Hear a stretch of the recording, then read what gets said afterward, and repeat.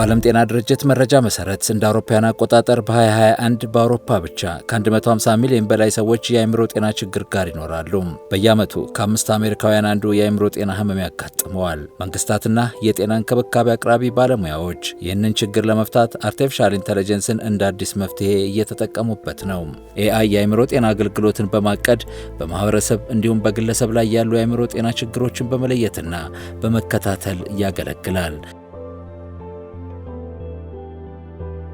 ቴክኖሎጂው ከአእምሮ ጤና እንክብካቤ ጋር ሲዋሃድ የድብርትና የጭንቀት ምልክቶችን በመተንበይና በመለየት የአእምሮ ጤና ችግር ያለባቸው ሰዎች መሻሻል እንዲችሉ ያደርጋል። እንደ አውሮፓውያን አቆጣጠር በ2024 በፖርቹጋል የሚገኙ ተመራማሪዎች ቻትጂፒቲ ለአእምሮ ሕክምና መፍትሄ እንደሆነ በጥናት አረጋግጠዋል።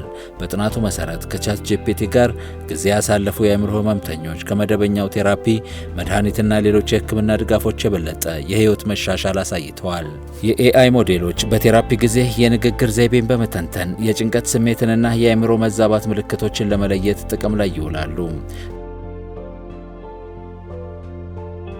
ኤአይ በስማርት ስልኮች መተግበሪያ የታካሚዎችን ባህሪ፣ ንግግር፣ እንቅልፍና የእንቅስቃሴ ሂደትን ትክክለኛነት ለማረጋገጥ ያስችላል። በቻትቦቶች አማካኝነት ቴራፒስቶች የታካሚዎችን የስሜት ለውጦች በመተንተን በክትትልና በትንታኔ ላይ የተመሰረቱ ጣልቃ ገብነቶችን ማድረግ ያስችላቸዋል። በኤአይ በታገዙ ቻትቦቶች ታካሚዎች የቴራፒ ልምምድ በማድረግ ግላዊ የስነ ልቦና ትምህርትና ድጋፍ እንዲያገኙም ያስችላቸዋል።